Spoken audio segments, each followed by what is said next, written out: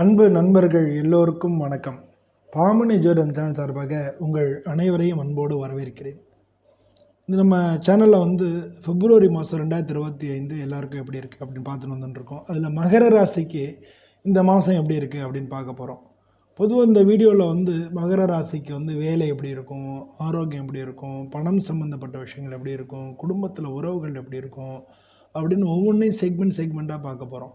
அதனால் video skip பண்ணாமல் பாருங்கள். அப்போ தான் வீடியோவோட முழுமையான பலனும் உங்களை சேரும். அதே மாதிரி இந்த வீடியோவை நீங்கள் லைக் பண்ணுங்கள், உங்கள் ஃப்ரெண்ட்ஸுக்கெலாம் ஷேர் பண்ணுங்கள், அப்புறம் சப்ஸ்கிரைபும் பண்ணுங்கள். வாங்க அப்போ வீடியோக்குள்ளே போய் பார்க்கலாம்.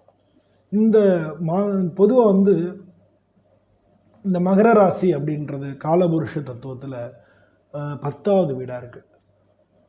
இந்த ராசியை சேர்ந்தவங்க நல்ல கட்டுப்பாடாக இருக்கிறவங்களா இருப்பாங்க, கடின உழைப்பாளிகளாக இருப்பாங்க. அவங்கள அவங்க எதை நினச்சாங்களோ அதை நோக்கி தைரியமாக போகக்கூடியவங்களாக இருப்பாங்க. இதெல்லாம் உங்களோட இயல்பான குணங்களாக இருக்குது. ஏன்னா இந்த ராசிக்கு அதிபதி யாருன்னா சனி பகவான். சனி பகவானாக இருக்கிறதுனால இந்த ராசி பஞ்சபூத தத்துவத்தில் நில ராசியாக இருக்குது. இதெல்லாம் இருக்கிறதுனால அது மாதிரி சரராசியாகவும் இருக்குது. சரராசியாகவும் இருக்கு, முன்னேற்றத்தை நோக்கி போகக்கூடிய சரராசியாகவும் இருக்குது. இதெல்லாம் இருக்கிறதுனால இந்த ராசியை சேர்ந்தவங்க நல்ல உழைப்பாளிகளாக இருப்பாங்க.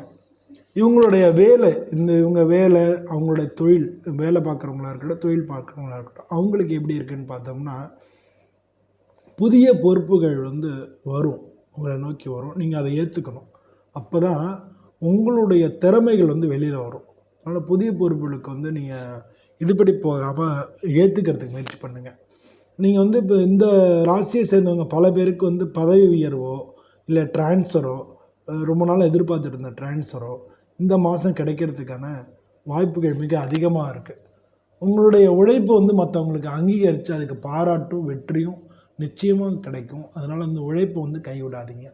உழைப்பே உயர்வுக்கு உறுதுணை அப்படின்றத மனசில் வச்சுக்கோங்க. அதனால் அதை கைவிடாதீங்க. அதை கண்டிப்பாக ஒரு டயத்தில் இன்னொரு டைம் அது மற்றவங்களால் கவனிக்கப்படும். அதுக்கான பாராட்டும் அதுக்கான வெற்றியும் உங்களை கிடைக்கும். பொதுவாக இந்த மாதம் உங்களுக்கு வேலை கூடுதலாக தான் இருக்கும். ஆனால் டைம் மேனேஜ்மெண்ட் ரொம்ப முக்கியம். நீங்கள் நேரத்தை ஏன்னா உங்களுக்கு 2வது இடத்துல வாக்குஸ்தானம், குடும்பஸ்தானம், பணபரம், இதில் சனி பகவான் இருக்கார். 3வது இடத்துல ராகு இருக்கார். அதனால் குழப்பங்கள் ஏற்படுத்தும். அதனால் வேலை பளு இருக்கிறதுனால நீங்கள் எதையுமே திட்டமிட்டு கரெக்டாக டைமை மேனேஜ்மெண்ட் பண்ணி அது மாதிரி பண்ணணும். திடீர்னு ஏதாச்சும் பிரச்சனை வரலாம், அதெல்லாம் எதிர்கொள்ளுங்க. அதுக்காக டென்ஷன் ஆகிட வேண்டாம், ஒன்றும் கோவப்பட்டுற வேண்டாம், சத்தம் போட்டுற வேண்டாம். ஒன்று அவங்க வாக்குஸ்தானத்துக்கு அதுவே சனி பகவான்றதுனால நம்ம எதாவது பேசுறது நமக்கே எதிராக மாறிடும். அதனால் அந்த மாதிரிலாம் பண்ணுங்கள். முக்கிய முடிவெல்லாம் எடுக்கிறதுக்கு முன்னால் 1க்கு 2 தடவை அது சம்மந்தப்பட்டவங்கள்ட்ட ஆலோசனை பண்ணி அப்புறம் முடிவெடுங்க. அது இதெல்லாம் தான் டீம் ஒர்க் அப்படின்னு நம்ம சொல்கிறோம். எல்லாருமா சேர்ந்து ஒரு விஷயத்தை வெற்றி அடையிறது. அதை நீங்கள் தான் கேப்டன் ஆஃப் த ஷிப் மாதிரி நின்று நடத்தணும். அதனால் எல்லாரோடையும் சேர்ந்து வேலை பார்க்குறதுக்கு ஒத்துழைப்பு கொடுங்க.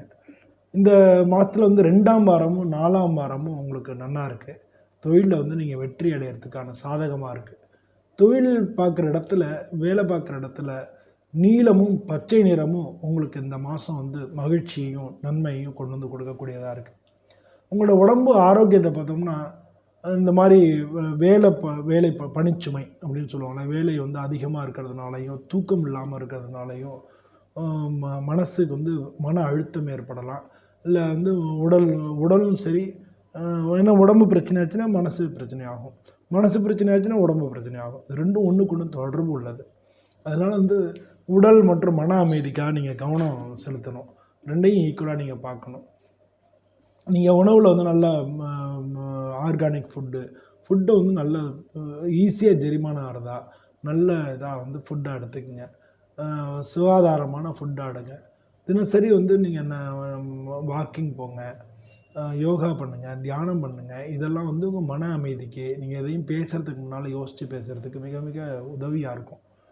பணத்தை பொறுத்தவரையில் இந்த மாதம் ஒன்றும் பெரிய பிரச்சனைகள் எதுவுமே இல்லை.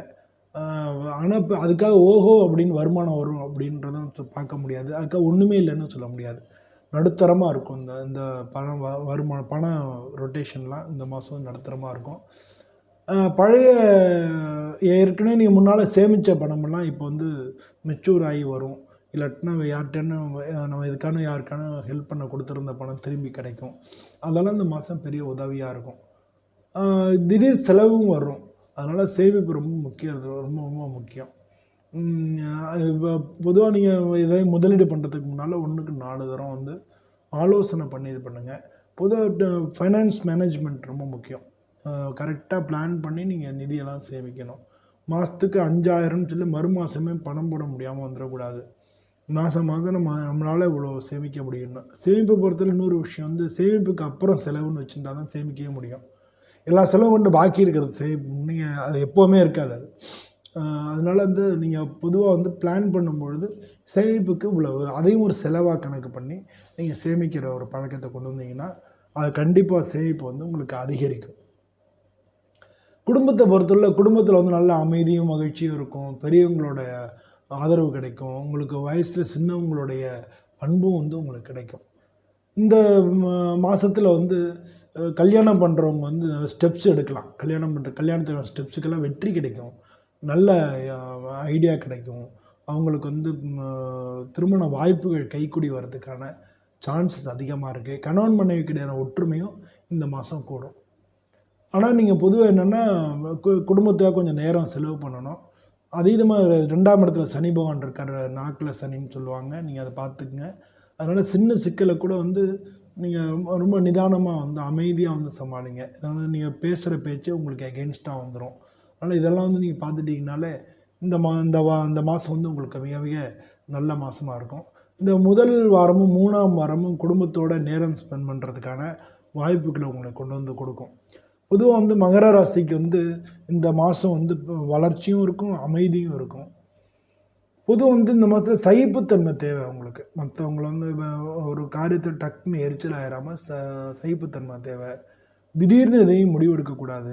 முடிவெடுக்கிறதுக்கு முன்னால் 1க்கு 2 தடவை ஆலோசனை பண்ணி இது தேவைதானா, இப்போ பண்ணணுமா இல்லை நாளைக்கு பண்ணிக்கலாமா அப்படின்னு 1க்கு 2 தடவை கேட்டுட்டு முடிவெடுக்கணும்.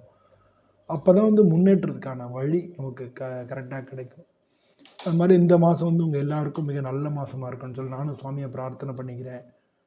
இந்த வீடியோ வந்து நீங்கள் லைக் பண்ணுங்க, ஷேர் பண்ணுங்க, சப்ஸ்கிரைப் பண்ணுங்க. நான் சொன்னது இந்த மாதம் உங்களுக்கு எப்படி இருந்ததுன்றதை கமெண்ட்டில் தெரியப்படுத்துங்க. எல்லோருக்கும் மிக்க நன்றி.